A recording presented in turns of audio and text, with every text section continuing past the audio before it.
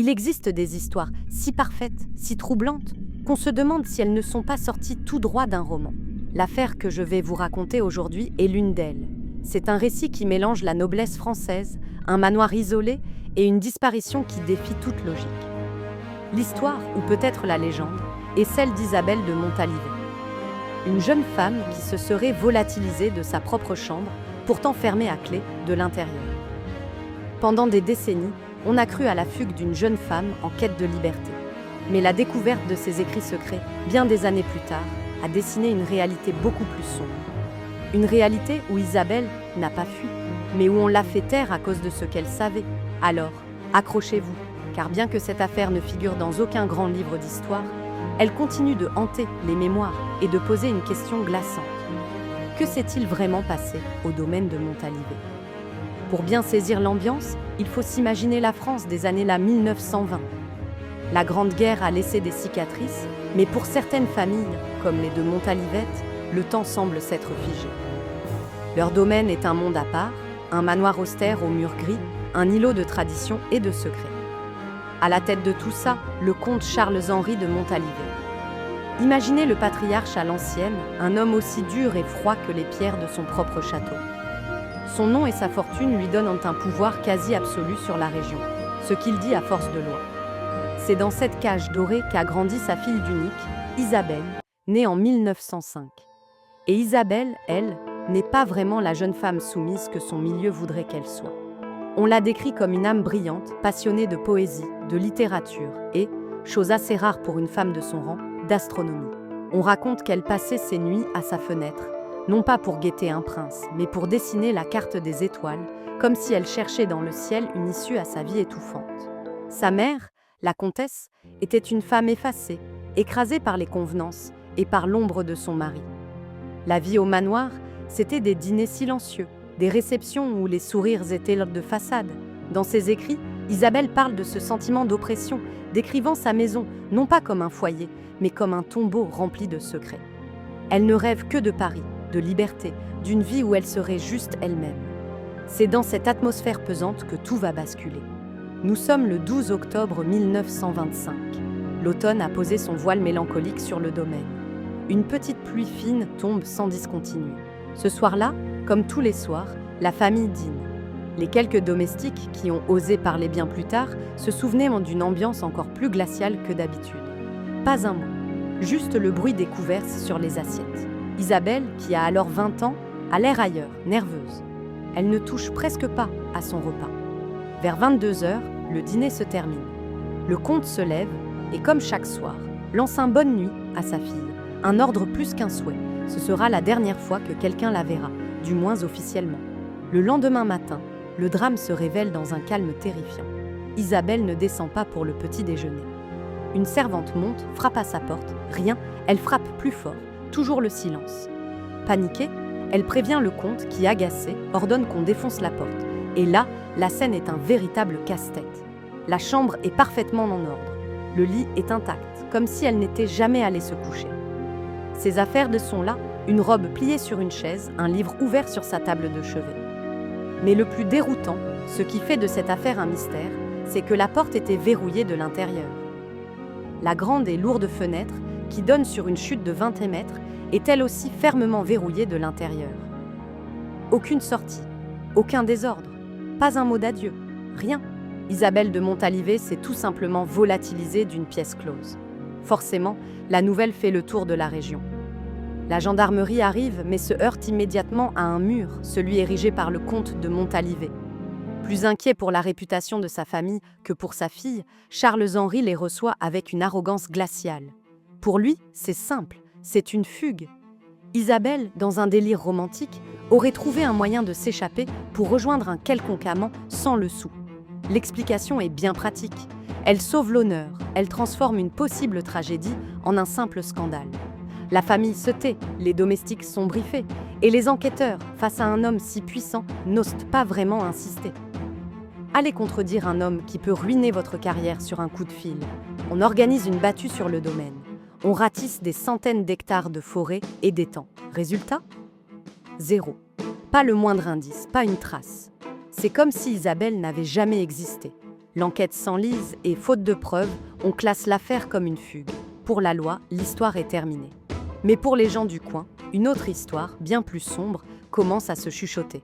Pendant que l'enquête officielle se referme, celle des rumeurs s'ouvre.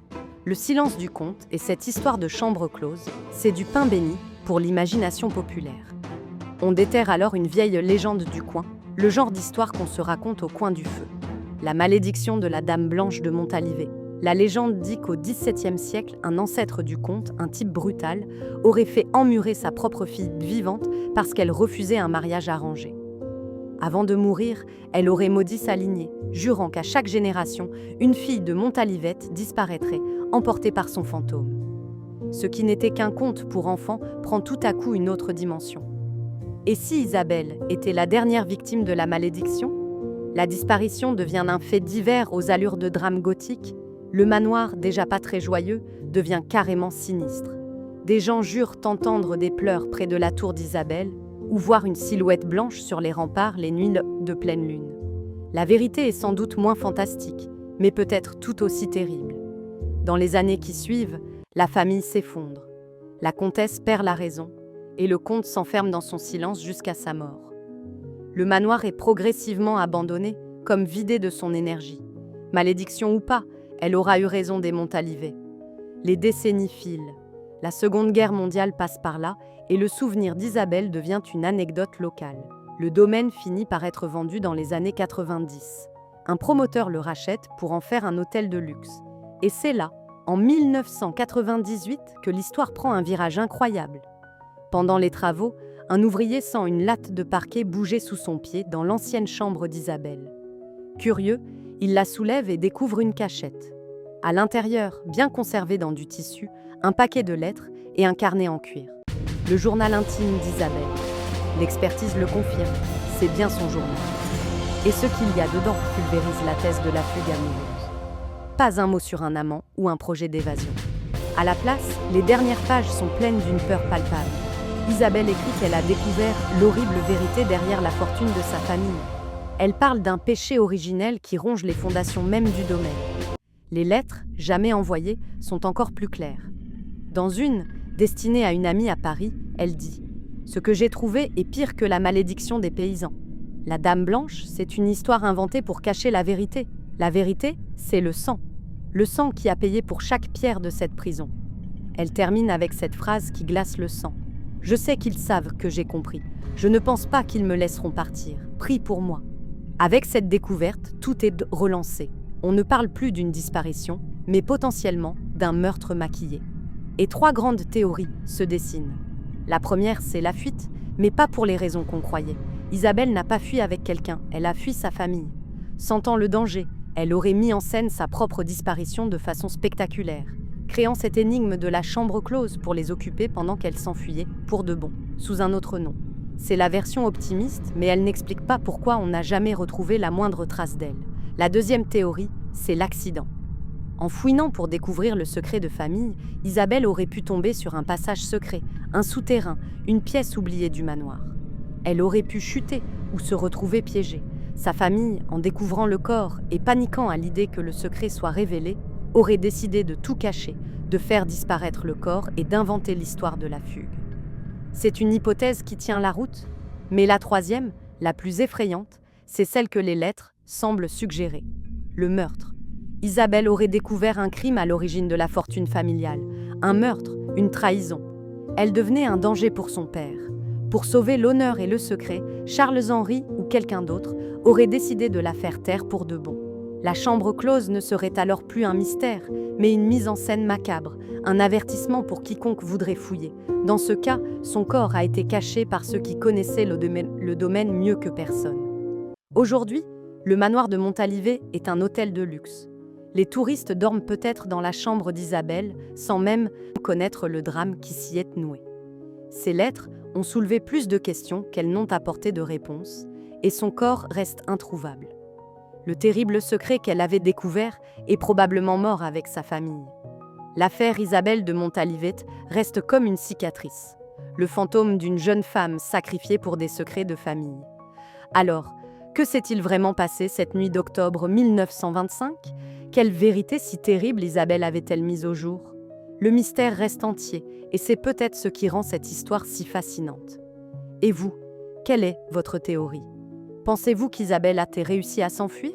Qu'elle a été victime d'un accident dissimulé? Ou qu'elle a-t-elle été tuée par les siens? Dites-moi ce que vous en pensez dans les commentaires. Si ce genre d'histoire qui défie le temps vous passionne, abonnez-vous pour ne pas manquer les prochaines enquêtes.